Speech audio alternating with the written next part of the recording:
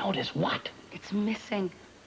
Heather, if this is your idea of a joke, it's No, not of course fun. I'm not joking. You'd think I'd joke about a thing like this. I'm frantic. I turned my whole room upside down. It's just not there. All right, where exactly was it? In my jewelry box. I'm sure of it. Okay. All right, let's not panic. Panic? You kidding me? I'm going out of my mind. All right, what about the police? Do you think they might have searched your room and found it? Of course not, Scotty. I would have heard something about it. Okay, well, maybe you put it someplace else. I mean, maybe you put it in a drawer, or you pressed it between two books or something like that.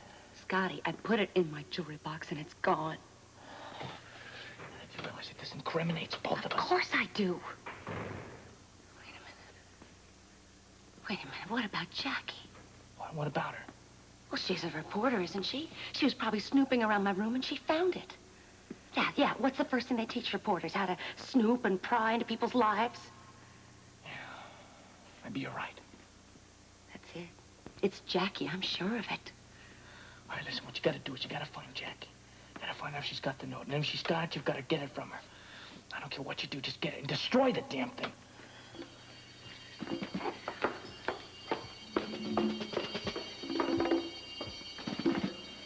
You know, I think I've come up with a perfect story to explain why we were at Susan's that night of the murder. Now, this story is very close to the truth, but just different enough that Cousin Herbert isn't going to start snooping, and I hardly need remind you that is vital. Oh, yes, we know that. We'll say that before our marriage, Lila had an affair. What? We will hint just ever so slightly that the affair was rather sordid and the results tragic. Results? What results? Well, she had an affair with a married man, and the wife committed suicide. That's outrageous. Well, of course it's outrageous. That's what makes it so totally believable. You know, Edward, so far, I like it. I like it very much, except where does Susan come in? Well, that's what I was just about to tell you. We'll say that Susan found out about the affair and the suicide, and she threatened to expose Lila and create a great scandal. Naturally, we couldn't have that. Naturally. So we went along to Susan's because we were willing to pay her to keep her mouth shut. From that remark, I gather you're kind of warming up to the idea, right? Well, I am, but I don't want to see Mother get hurt.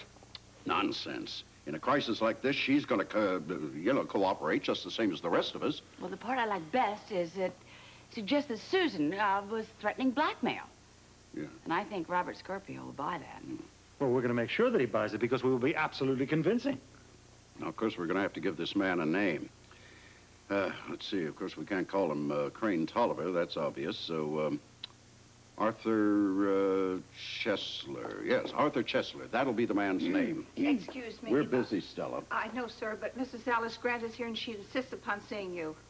We'll get rid of her. Oh, wait a minute, this may be very opportune. I'm sure that Mrs. Grant must know about Susan's attempt to blackmail us. Might not be a bad idea to try our idea out on her first, right? Agreed? No time like the present. Brilliant thought, Monica. Sure, and Stella. Yes, sir, and Dr. Quartermain, the pathology department, is on the phone for you. Oh, fine, thank you. I'm going to take it. I'm expecting some results.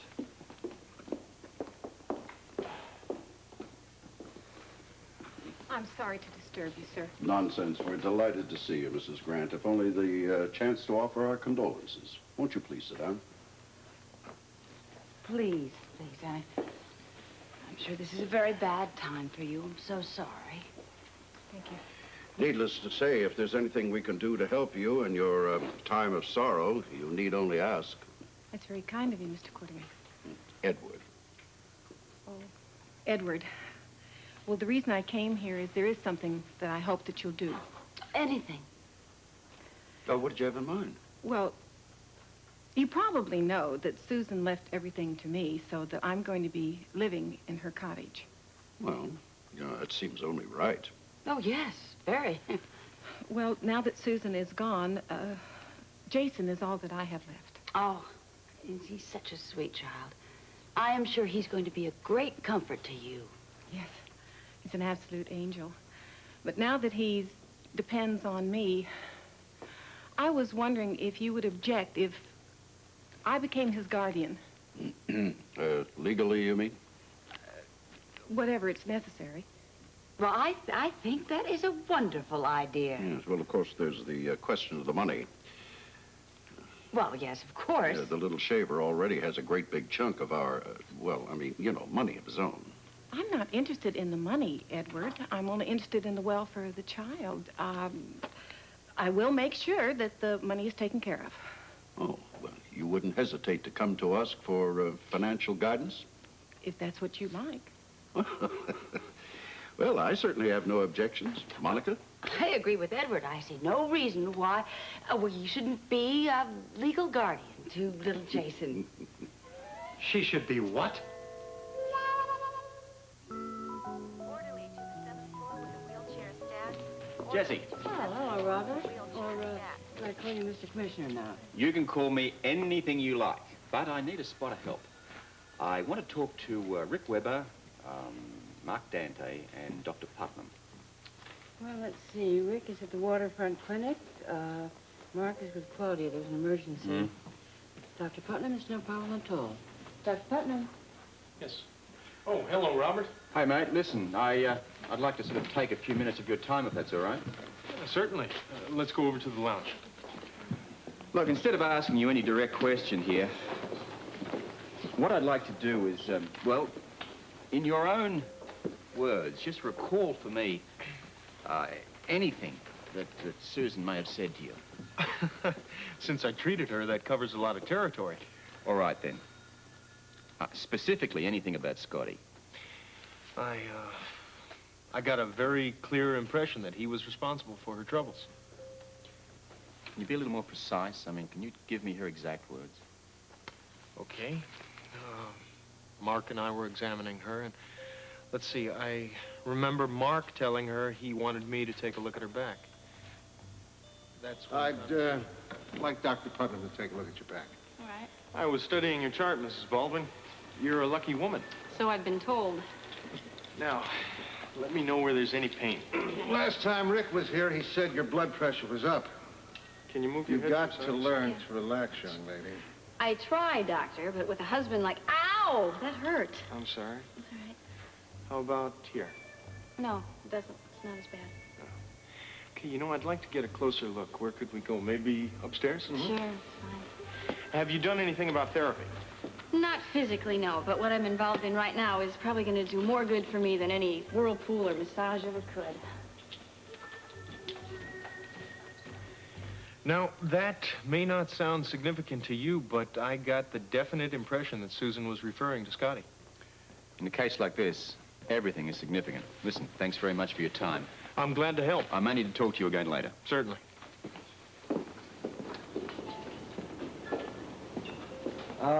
Jesse, listen, I need to talk to Steve. Is he in his office? No, he's in the cafeteria. Well, I'll find him there. Thank you. All right.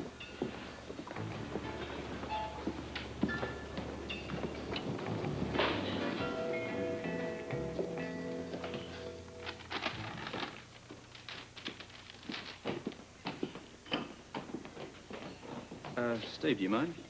Of course not, Robert. Please sit down. Look, I don't want to waste your time here. I've reconstructed what happened the night of Susan's death. Now, as I understand it, you were with Leslie at Kelly's diner when Alice came in. Well, that's quite right. Alice had just witnessed a fight between Scotty and Susan, and she was upset about it. Obviously disturbed. Rick thought so, too. Alice, I thought you were staying with Susan. I couldn't. Something wrong? With Susan? She was fine when I left. That was before Scotty got there. What happened? Scotty and Susan had a big fight, and she got very upset. Great, I just got through telling her that she had to relax, take things easy. Maybe you should have had that conversation with Scotty. Oh, no, it was Susan's fault, not his. Scotty didn't start it. What am I going to do? Alice, I don't know. Sometimes the doctor can only do so much, then it's up to the patient. Susan needs help. You want Rick to go back there? No. What? I don't know. That's why I'm asking you. asking us doesn't do any good. As he said, she has to take the first step. And what I'm trying to say is that she is not able. We are going to have to do it. Okay, all right. Then I think what we should do is just wait until tomorrow morning, and then we can talk to her, because people are often more receptive in the morning. Yes, they seem to listen a lot better after a good night's sleep. Suppose. Alice? Well, it's just that I have this feeling. What kind of feeling? Oh, never mind. If we're going to help, we have to know what's going on. You have this feeling. It feels as if tomorrow might be too... Too late? All I know is that we've got to do something as soon as possible.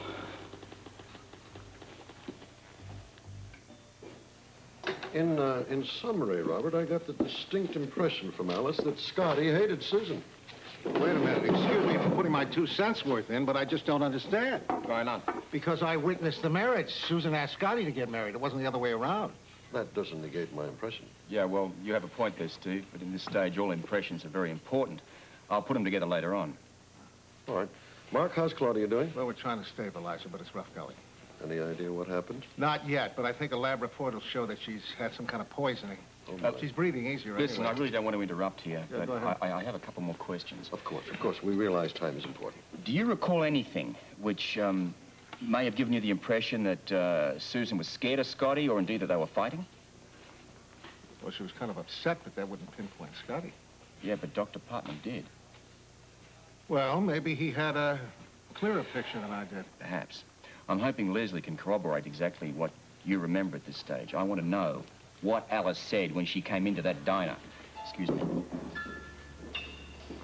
Alice, of course you realize that I am Jason's father, and as such I am entitled to legal custody. But you could change that. Yes, I could, but at this particular point I have not considered all of the ramifications. It doesn't have to be complicated, Alan. No, Alan, it doesn't. All you have to do is to get a lawyer and go through the legal proceedings and change the guardianship of Jason over to Alice. And naturally, Jason is going to retrain his trust. I'll get the bank to help me, and you could help all you wanted to, Alan, because I don't know anything about money. Of course, I would need a little for child care and to make a nice home for Jason. Susan's dead, and she's still bilking us from the grave. Beg your pardon? Oh, it's nothing, Alice. It was just a remark. Well, I really must be going. There's one other thing, though. Oh, yes, of course. I want to apologize to all of you for what Susan was doing to you. Well, you didn't mention that to anyone, did you? No, I don't intend to. I mean, it isn't anybody else's business. That's very understanding of you, Alice, and you're quite right. Well, thank you again. Alan, you will let me know what you decide, won't you? Yes, of course. I hate it. I hate the idea of losing my son like this. Oh, Alan, knock it off. You can see your son anytime you want. Just look through the telescope. I say let her have the guardianship. Anything to keep her happy. What is this, our mission in life now? Keep Alice Grant happy? Well, we certainly don't want her mentioning blackmail to the police. Heaven forbid. You know, you two are living in a dream world. Whether she says anything or not doesn't mean a damn thing, because Scotty Baldwin's going to shout it out loud and clear.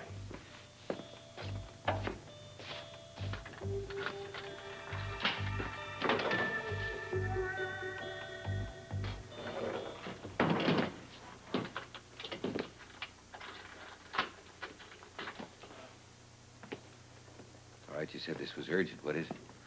It is. Heather had Susan's note, but somebody stole it from her. Heather had the note? That's right. So what importance do you attach to this? Everything. If I would have killed Susan, I would have taken the note. I wouldn't have left it behind. Yes, I agree with you. If you had killed her, it would be better to destroy the note. Actually, that note hurts you either way. Don't you think I know that? But it doesn't only just hurt me. It hurts Heather, too. It makes it look like she was my accomplice. Was she, Scotty? Heather had nothing to do with the murder. Why are you always so willing to trust her? Why can't you even consider that she could be a suspect? Because I have no reason to. Haven't you? She just admitted she stole the note. Why can't you figure that to make things look worse for you and better for her, she arranged to have that note stolen on purpose? Huh?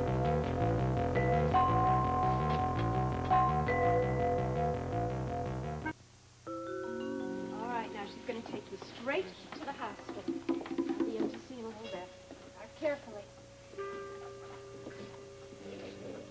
don't understand it. I don't understand any of it. They did not all eat at the same place, so that rules out food poisoning. All right, is there anything that they did share? Something in common? If there was, it had to be here because of Claudia. All right, but why not you? Why not Omar? Coffee maker. You don't drink that much coffee. Did you have coffee today? Of course not. And Mark? No, he didn't have any. And we'll test it. This could be another dirty trick. I think it could be the water in the cooler. The coffee's made from that. And maybe somebody just drank from that. Like maybe Claudia or someone. Do you know what I'm saying? I'll check that as well, sure.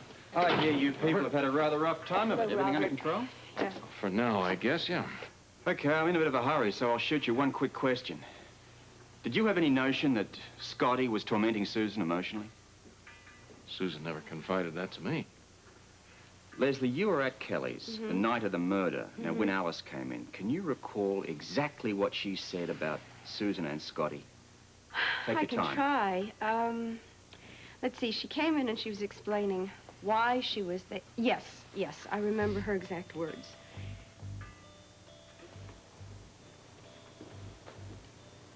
I couldn't stand it in that room 1 minute longer. What happened? Oh, Susan and Scotty had a terrible fight. Well, that's not exactly unusual, is it? This one was. I mean, I've never heard a husband and wife talk to each other like that, or anyone else for that matter. It was awful. So you left? Well, I know I shouldn't have, but I just couldn't listen to them anymore. I just ran out and caught the bus and came over here. I don't think you should worry about it. Couples fight all the time. You're talking to an expert. This was different. Maybe. But I bet you anything by tomorrow morning, everything will be back to normal again. I'm not so sure. Not this time.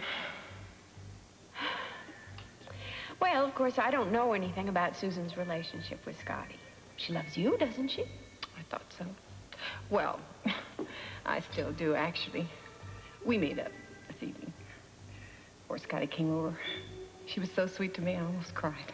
Dan, I don't think that's somebody you have to worry about a whole lot, is it? But she's so unpredictable. I mean, 1 minute Susan was so nice to me, and the next minute she was at Scotty's throat. I mean, it's like 2 different people. Maybe she and Scotty just need to spend some time apart. But I had such high hopes for that marriage. I really believed that he would be very good for her. You know, Dr. Weber, I was really shocked at the way they treated each other, and that was in front of me. Can you imagine what they must do to each other when it's just the 2 of them? I still don't think you should worry about it so much. I really don't. I think you should just let it go. Just wait a couple of days. But things aren't improving. They're getting worse and worse. When is it gonna end? Thanks, Les. You've been very helpful. Why do you say that? Because I'm more convinced than ever now that Scotty wanted Susan dead.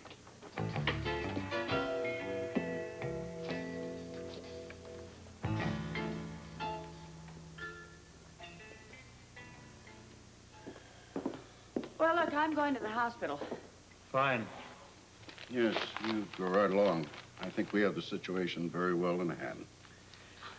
Don't you, Alan? If you say so. Oh, come on, look, both of you. We don't have anything to fear. Alice Grant has told us that she's not going to mention anything about the blackmail. Yeah, so she did. Clearly. So when the word does come out, we will be ready with our story about Arthur Chesler, right? Yeah, that's right. Well, I assume the original marriage certificate and divorce papers are safe. Don't you, Alan? I assume so, Father. At least no one has tried to blackmail us about them for a second time. Don't you agree, Monica, that the papers must be safe? What? Oh, well, yes, of course. They have to be safe. Yeah, I agree. Yeah. Why? So we have nothing to fear, right? Nope, nothing. Nothing at all.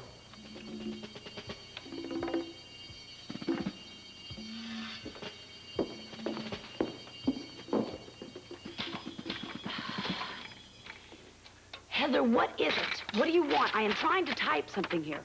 You know what I want, Jackie. Now give it to me. Give you what? I have no idea what you were talking about. I want what you took. What did I take? Oh, come on, you know damn well what I'm talking about, and you better give it to me if you know what...